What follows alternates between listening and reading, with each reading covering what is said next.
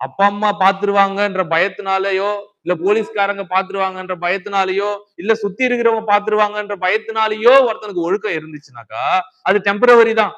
ஆனா எதுக்காகவும் நான் தப்பே பண்ண மாட்டேன் அப்படின்னு உள்ளார்ந்த ஒழுக்கம் யாருக்கு இருக்குதோ அவங்களால மட்டும்தான் நீண்ட நாளைக்கு ஆரோக்கியமாவும் பியூராவும் வாழ்க்கையில வளர்ச்சியும் அடைய முடியும். கரெக்ட் தானே? அப்ப ஒழுக்கம் என்பது ரொம்ப முக்கியம். அதை விட மிகவும் முக்கியமானது சுய ஒழுக்கம், அதாவது செல்ஃப் டிசிப்ளின். செல்ஃப் டிசிப்ளின் வேற என்னவும் இல்ல, உன்னை நீயே ஜெயிக்கிறதுக்கு பேர் தான் செல்ஃப் டிசிப்ளின். அது உன்னை நீயே ஜெயிக்கிறதுக்கு பேர் தான் செல்ஃப் டிசிப்ளின். உனக்கு மிகப்பெரிய எதிரி யாருன்னு தான் கேக்குற? அது பக்கத்துல இருக்கிறவனோ அக்கத்துல இருக்கிறவனோ அந்த பக்கம் இருக்கிறவனோ இந்த பக்கம் இருக்கிறவனோ கிடையாது. உன்னுடைய மிகப்பெரிய எதிரி நீதான். முக்கியமானது உன்னுடைய சோம்பேறித்தனம், விடாப்பிடித்தனம், அடம் பிடிக்கிறது, புடிவாதம் பிடிக்கிறது, கோபம் படுறது, இது எல்லாம் தான் உன்னுடைய எதிரி. தீதும் நன்றும் பிறர் தர வாரான்னு தான் சொல்லிக்கிறாங்க. நல்லா புரிஞ்சுக்கோ. தீதும் நன்றும் பிறர் தர வாரா. நமக்கு நடக்கிற நல்லதுக்கும் கெட்டதுக்கும் இன்னொருத்தர் காரணம் இல்ல. அது எல்லாம் நம்மளால நமக்கு ஏற்படுறதுதான். சினம் என்னும் சேர்ந்தாரை கொல்லி சொல்லிடுறாரு இல்ல வள்ளுவரு. சினம் என்னும் சேர்ந்தாரை கொல்லி. யார் ஒருத்தன் கோவப்படுறானோ அந்த கோபம் அவனைதான் முதல்ல அழிக்கும். அப்ப நமக்கு இருக்கிற கெட்ட பழக்கங்கள், நமக்கு இருக்கக்கூடிய மோசமான பழக்கங்கள் நம்மைத்தான் முதல்ல அழிக்கும். பக்கத்துல இருக்கிறவனால நம்மளுக்கு எந்த விதமான ஒரு கெட்டதும் நடக்க போறது இல்ல. நம்மளாலதான் நமக்கு கெட்டது நடக்குது. அதனால இந்த சுய கட்டுப்பாடு மட்டும் உங்களுக்கு இருந்துட்டா போதும். கோவம் வருதா கொஞ்சம் உன்னை கண்ட்ரோல் பண்ணிக்கோ. ரொம்ப பதற்றமா இருக்கிறியா கொஞ்சம் உன்னை கண்ட்ரோல் பண்ணிக்கோ. கெட்ட பழக்கம் செய்யணும்னு உனக்கு தோணுதா என்ன வருதா கொஞ்சம் கண்ட்ரோல் பண்ணிக்கோ. மத்தவங்க உன்னை கண்ட்ரோல் பண்ணணும் திருத்தணும்னு நினைக்காது. ஆசிரியர்களால ஒரு குறிப்பிட்ட காலம் தான் உன் கூட வர முடியும். பெற்றோர்களால ஒரு குறிப்பிட்ட காலம் தான் உன்னோட வர முடியும். ஆனா காலம் ஃபுல்லா உன்னோட வரக்கூடிய யாருன்னா அது நீ மட்டும்தான். அப்ப உன்னை நீயே வழி நடத்திக்கிறதுக்கு பேர் தான் செல்ஃப் டிசிப்ளின். இந்த செல்ஃப் டிசிப்ளின் இருந்தா நாம் எல்லோரும் வாழ்க்கையில மிகப்பெரிய உயரத்தை அடைய முடியும். புரிஞ்சதாப்பா? அப்ப இந்த செல்ஃப் டிசிப்ளினை இன்னையில இருந்து நம்ம வளர்த்துக்கணும்னா நம்ம என்ன பண்ணணும்? First follow your own rules. அது ஃபாலோ யுவர் ஓன் ரூல்ஸ். நீங்களே உங்களுக்கு ஒரு சட்டத்தை போட்டுக்கோங்க.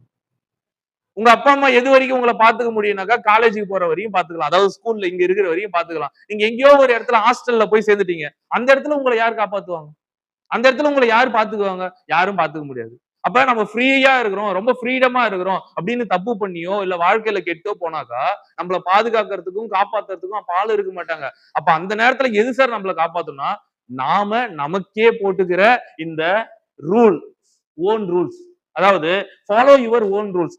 எந்த சூழ்நிலையிலையும் நான் தவறு பண்ண மாட்டேன் அப்படின்னு உன் மனசாட்சிக்கு பயந்து மனசு சொல்றபடி கிளியரா நான் இப்படித்தான் நடந்துக்குவேன் அப்படின்னு சொல்லிட்டு ஒரு ரூல்ஸ் போட்டு வாழ்ற பாத்தியா அதுதான் உங்களை காப்பாத்தும்.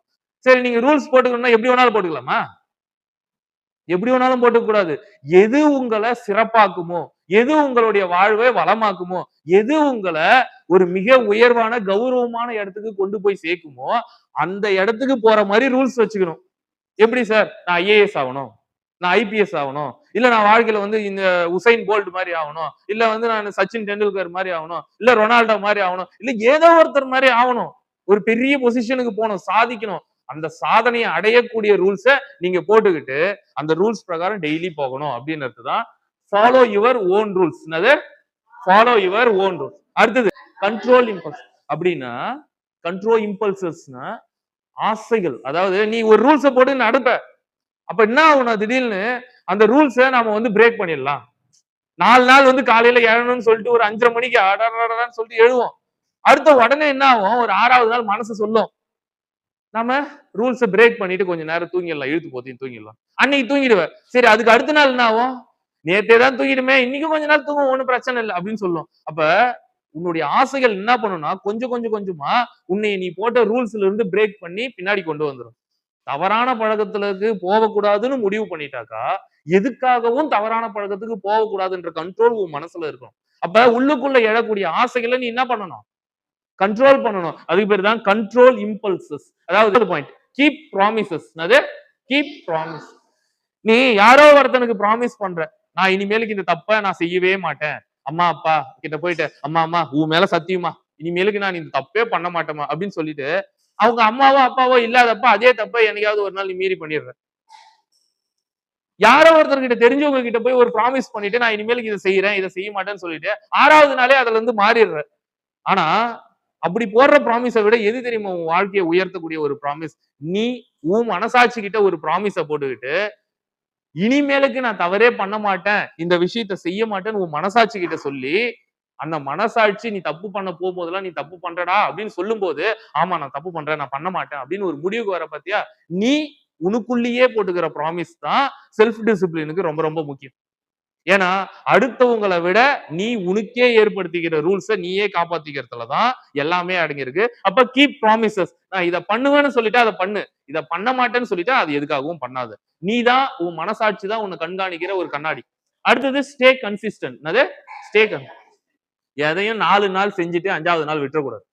தொடர்ச்சியா செஞ்சுக்கிட்டே இருக்கணும். ஒரு பழக்கம் நம்ம கிட்ட உருவாகணும்னா குறைஞ்சபட்சம் அதை 48 நாள் செய்யணும். குறைஞ்சபட்சம் நம்ம 48 நாள் செய்யணும். ஒவ்வொரு பழக்கத்தையும் குறைஞ்சபட்சம் 48 நாள் செய்யும் போதுதான் அது நமக்குள்ள ஒரு ஹேபிட்டா மாறி அதை தொடர்ச்சியா செய்யறதுக்கான விஷயங்கள் நமக்குள்ள ஏற்படும். ஐயப்ப மாலை போட்டு போறாங்களா? ஐயப்ப மாலை போட்டு போறாங்கல்ல, 48 நாள் விரதம் இருக்கிறோம், ஒரு மண்டலத்துக்கு விரதம் இருக்கிறோம், ஒரு மண்டலம் இதை செய்யறோம் அப்படின்னு சொல்றாங்கல்ல மாலை போடுறவங்களா? ஏன்? தினமும் காலையில எழற பழக்கத்தையும் உடம்ப சுகாதாரமா வச்சுக்கிற பழக்கத்தையும் நல்ல உணவு பழக்கத்தையும் மேற்கொள்வதற்காக தான் அதை வச்சுன்னு இருக்கிறோம்.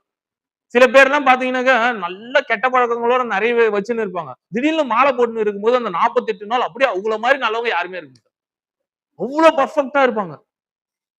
ஏன் நம்மளுடைய சமுதாயம் இந்த மாதிரி விஷயங்கள் செய்ய சொன்னதுக்கு காரணமே அப்படியாவது அவங்கள நல்ல பழக்கத்துக்கு கொண்டு வந்துடலாம் அப்படின்றதுக்காக தான் இந்த விஷயங்கள் ஏற்படுத்தப்பட்டது. சொல்றேன், ஒரு 10 நாள் ஒரு டீ கடைக்கு போய் டீ குடிச்சு பாருங்களேன், 11வது நாள் அந்த டீ கடைக்கு ஆட்டோமேட்டிக்கா நீங்களே நடந்து போவீங்க காலையில. அது உடல்லயும் மனசுலயும் போய் பதிஞ்சிரும், ஆழமா பதியும். அப்ப ஒரு விஷயம் தொடர்ச்சியா செய்யும் போது ஹேபிட்டா மாறும். அதனாலதான் ஸ்டே கன்சிஸ்டன்ட். நல்ல பழக்கத்தை ஏற்படுத்திக்கிட்டு அதை தொடர்ச்சியா செய்யுங்க. அடுத்தது அவாய்ட் எக்ஸ்கியூசஸ். அத அவாய்ட் எக்ஸ்கியூஸ். நீ என்னைக்காவது தப்பு செஞ்சுட்டேன்னு வச்சுக்கேன், வாத்தியார் கேட்பாங்க, ஏன்டா இந்த தப்பு செஞ்ச அப்படின்னு கேட்கும்போது, சார் அந்த தப்பு நான் செய்யல சார், இவன் தான் சார் என்னை செய்ய வச்சுட்டான், இவனாலதான் சார் நான் செஞ்சேன், அது ஏன் தப்பு இல்ல சார் அப்படின்னு சொல்லுவான். இல்லன்னு வச்சுக்கேன், ஏன்டா காலையில எழல, சார் எழணும் தான் சார் நினைச்சேன், ரொம்ப குளிர் சார், சார் ஜுரம் அடிக்கிற மாதிரியே இருக்கு சார், நீங்க வேணா தொட்டு பாருங்க சார் அப்படின்னு காரணம் சொல்லுவான். அப்ப காரணம் சொல்லிக்கிட்டே இருக்கிறவங்களால வாழ்க்கையில உருப்படவே முடியாது. எவன் ஒருத்தன் தான் செய்யற தப்புக்கு காரணத்தை சொல்றானோ அவன் வளர மாட்டான். ஆனா அதுக்கு பதில் இப்படி சொல்லலாம், சார் ஆமா சார் நான் தப்பு பண்ணிட்டேன், என்ன மன்னிச்சிருங்க, ஆனா நான் நாளையில இருந்து கரெக்ட் பண்ணிக்கிறேன் சார், நான் சரியானவனா இருக்கிறேன் சார், நான் ஒழுக்கமா இருக்கேன் சார், நாளைக்கு பாருங்க சார் நீங்க சொல்றதுக்கு முன்னாடியே வந்து நிப்பேன். இப்படி சொல்றவன் வாழ்க்கையில முன்னேறுவான். அதை விட்டுட்டு தான் செய்யற தப்புக்கெல்லாம் எக்ஸ்கியூஸ் தேடுறவன், காரணத்தை தேடுறவன் வாழ்க்கையில வளர மாட்டான். இனிமேலுக்கு நீங்க என்ன பண்ணணும்னா, ஏதோ ஒரு காரணத்தினால இப்ப கிளாஸ் எடுத்துட்டு இருக்கிறேன், பக்கத்துல இருக்கிறவனை போட்டு அடிச்சுட்ட இல்ல திட்டிட்ட, ஏதோ ஒண்ணு பேசினேன்ட்ட, நான் பார்த்தேன், ஏய் என்னடா அப்படின்னு கேட்டா, சார் சார் சார் நான் இல்ல சார் இவன் தான் சார் அப்படின்னு பொய் பேசுறத நிறுத்திட்டு, சார் சாரி சார், அவ்வளவுதான் சார், சாரி சார் என்ன மன்னிச்சிடுங்க சார், நான் இனிமேலும் பண்ண மாட்டேன் சார். உன்னுடைய தவறுகளை ஏற்றுக்கொண்டால் உங்க வாழ்க்கை பிரகாசமா இருக்கும். ஆனா அடுத்தவங்க மேலேயோ இல்ல அதுல இருந்து தப்பிக்கிறதுக்கோ காரணம் தேடினா நம்மளால பிரகாசமா இருக்க முடியாது. So avoid excuses. உங்கள் தவறுகளுக்கு காரணம் சொல்வதை தவிர்க்கவும். அடுத்தது build productive routines. Build productive routines, அதாவது தொடர்ச்சியா ஆக்கப்பூர்வமான பழக்கங்களை வளர்த்துக்கோங்க. எதுலாம் உன் உடம்புக்கு நல்லதோ, எதுலாம் உன் மனசுக்கு நல்லதோ, எதுலாம் உன்னைய உயரத்துக்கு கொண்டு போகுமோ, எது சமுதாயத்துல உனக்கு கௌரவத்தை தேடி தருமோ அதை நோக்கி உன்னை கூட்டிக்கிட்டு போற பழக்கங்கள் எல்லாமே ஆக்கப்பூர்வமான பழக்கங்கள். உதாரணத்துக்கு காலையில எழறது, ஒரு 4:30 மணிக்கோ 5 மணிக்கோ எழுந்துச்சு காலையில போய் ஒரு வாக்கிங் போறது, எக்ஸசைஸ் செய்யறது, யோகா பண்றது, அல்லது நான் இனிமேலுக்கு கடையில விற்கிற தவறான ஃபுட் எல்லாம் வாங்கி சாப்பிட மாட்டேன், நல்ல உணவு பழக்கத்தை மட்டும் தான் வளர்த்துக்குவேன், நல்ல உணவுகளை மட்டும்தான் சாப்பிடுவேன் அப்படின்னு நல்ல உணவு பழக்கத்தை வளர்த்துக்கிறது. இல்ல நான் இனிமேலுக்கு பொய்யே பேச மாட்டேன், வாழ்க்கையில ஒரு நாள் கூட நான் பொய் பேச மாட்டேன், உண்மையை மட்டும்தான் பேசுவேன் அப்படின்னு சொல்லிட்டு ஒரு பழக்கத்தை ஏற்படுத்திட்டு, ஹரிச்சந்திரன் மாதிரி, காந்திஜி மாதிரி நாங்களும் பொய்யே பேச மாட்டோம் அப்படின்னு சொல்லிட்டு ஒரு நல்ல பழக்கத்தை ஏற்படுத்திட்டு, இதெல்லாம் பாத்தீங்கன்னா ப்ரொடக்டிவ் ரொட்டீன்ஸ், அதாவது நல்ல பழக்கங்கள். நீங்க எதை சாதிக்கணும்னு நினைக்கிறீங்களோ அந்த சாதனையை நோக்கி உங்களை எல்லாம் கூட்டிட்டு போவோம். அதனால ஆக்கப்பூர்வமான பழக்கங்களை வளர்த்துக்கோங்க. அடுத்து லேர்ன் ஃப்ரம் ஃபெயிலியர்ஸ், அதாவது தோல்விகளில் இருந்து கற்றுக்கொள்ளுங்கள். தோல்விகளில் இருந்து கற்றுக்கொள்ளுங்கள். தயவு செஞ்சு தோல்வியை பார்த்து பயப்படாது, தோல்வியை ஏத்துக்க, தோல்வியை பழகு. ஏன் சொல்றேன்னாக்கா, ஒரு பெரிய கிரவுண்ட் இருக்குது, உங்க ஸ்கூல்லயே ஒரு கிரவுண்ட் இருக்குது, அதுல 1000 பேர் வேடிக்கை பார்க்கும்போது ஒரு 10 பேர் ஓடுறான்னு வச்சுக்க, எப்ப அந்த 10 பேர்ல நீ ஒருத்தனா நிக்கிறியோ அப்பவே நீ ஜெயிச்சிட்ட. அதுக்கப்புறம் 10 பேர்ல ஃபர்ஸ்ட் வரையா செகண்ட் வரையானதெல்லாம் வேற. 1000 பேரை ஜெயிச்சுட்டு தான் நீ வந்தே நிக்கிற. அப்ப இந்த கிளாஸ்லயே திடீர்னு ஒருத்தனை நான் செமினார் எடுக்கணும், வாப்பா இங்க வந்து இது காரணம் சொல்லு அப்படின்னு கேட்டாக்கா உடனே வந்து நில்லு. ஏன்னா வேடிக்கை பாக்குற மத்தவனை விட சார் நான் சொல்றேன் சார் அப்படின்னு கை தூக்கிட்டு இங்க வந்து நிக்கிற பாத்தியா, நீ அப்பவே அவங்க எல்லாரையும் ஜெயிச்சிட்டேன்னு அர்த்தம். இங்க வந்து தப்பா சொன்னாலும் சரி, இல்ல வளர்னாலும் சரி, இல்ல தயக்கத்துல நின்னாலும் சரி, அது வேற விஷயம். ஆனா முதல்ல இங்க வந்து நில்லுங்க. தோல்வியை கண்டு பயப்படாதீங்க. சரி நீ கார் ஓட்டுறப்பா, கார் ஓட்டத்துக்கு கத்துக்கிற, உனக்கு வந்து முதல்ல ஓட்டும் போது கஷ்டமா தான் இருக்கும். குறுக்கு சந்துல எல்லாம் ஓட்டுறது ரொம்ப ரொம்ப கஷ்டமா இருக்கும். அதுக்காக பைபாஸ்ல மட்டுமே காலத்துக்கு ஓட்டின்னு இருக்க முடியுமா? ஓட்டின்னு இருந்துட முடியுமா? என்னைக்காவது ஒரு நாள் உங்க வீட்டுல இருக்கிறவங்களுக்கு உடம்பு சரியில்லை, கரெக்டா அவங்க கூப்பிட்டுக்கின்னு கார்ல உட்கார வச்சுக்கின்னு நேரா ஹாஸ்பிட்டலுக்கு போலாம் ரவுட் அடிக்கிற, கரெக்டா பார்த்தா அந்த ஹாஸ்பிட்டல் ஒரு குறுக்கு சந்தில் தான் இருக்கும். அப்ப என்ன பண்ணுவ? ஓட்டிதானே ஆகணும். இல்ல கீழே இறக்கி விட்டு கையில தூக்கி நான் ஓடுவேன் முடியாது, கஷ்டம். அப்ப என்ன பண்ணணும்னா எது நமக்கு தடங்களோ முதல்ல அதெல்லாம் ஓட்டிப்பாரு. ஒரு 10 தடவை 20 தடவை குறுக்கு சந்தில ஓட்டிப்பாரு. பைபாஸ்ல ஓட்டுறது ரொம்ப ரொம்ப ஈஸியா போயிடும் உனக்கு. புரியுதா?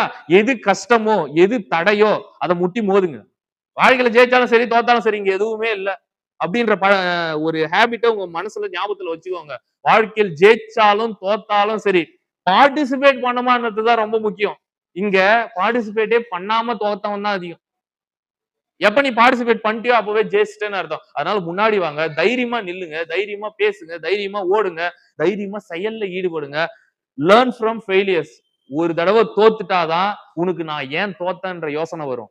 ஏன் தோத்தன்ற யோசனை வந்தாதான் எப்படி ஜெயிக்கலாம்ன்ற எண்ணம் வரும். அதை விட்டுட்டு பார்ட்டிசிபேட்டே பண்றதுக்கு பயந்தனா, தோல்வியை கண்டு பயந்தனா உன்னால வாழ்க்கையில முன்னேறவே முடியாது. அதனால தோல்வி ஏற்பட்டா நல்லது. உசைன் போல்ட் காலையில சொன்னேன், இப்பவும் சொல்றேன். உசைன் போல்ட் உங்களுக்கு ஜெயிச்ச கதை மட்டும்தான் தெரியும். ஆனா அதே ஒலிம்பிக்ல அவர் ஃபவுல் பண்ணி அவரால் ஓட முடியாம போச்சு. தடை பண்ணிட்டாங்க உசைன் போல்ட். அதுக்காக அவர் வந்து ஓடி போய் ஒளிஞ்சுக்கல. இந்த உலகத்தையே நான் பார்க்க மாட்டேன்னு பயந்துன்னு போல முயற்சி பண்ணாரு, திரும்பவும் வந்தாரு, ஜெயிச்சாரு. அந்த ஜெயிச்ச உசைன் போல்ட பத்தி மட்டும்தானே நாம பேசின்னு இருக்கிறோம். அதுதான் தேவை. அப்ப இங்க இருக்கிற ஒவ்வொருத்தரும் தோல்வியை கண்டு பயப்படாம எழுந்து ஓடுங்க. ஒரு தோல்வி நம்மளுக்கு கிடைச்சா அதுல இருந்து என்னத்தை கத்துக்க முடியும்னு பாருங்க. அப்படி கத்துக்கிட்டு ஏஞ்சி நில்லுங்க. அதுதான் வாழ்க்கையில உங்களை உயரத்துக்கு கொண்டு போகும். அப்ப இதெல்லாம் நடக்கணும்னா உங்களுக்கு என்ன சார் வேணும்னா செல்ஃப் டிசிப்ளின் வேணும். என்ன வேணும்? செல்ஃப் டிசிப்ளின் வேணும். இதை செஞ்சா நம்ம வாழ்க்கையில எது கிடைக்கும்? சக்சஸ் கிடைக்கும். சக்சஸ் மட்டும் இல்ல, அதை விட பொக்கிஷமானது மன நிம்மதி, மன நிறைவு, ஒரு அழகான பீஸ்ஃபுல்லான வாழ்க்கை. இது உங்களுக்கு கிடைக்கணும்னா இந்த செல்ஃப் டிசிப்ளின் ரொம்ப ரொம்ப முக்கியம். ரைட், இதுல இருந்து ஃபாலோ பண்ணலாமா? Right, thank you.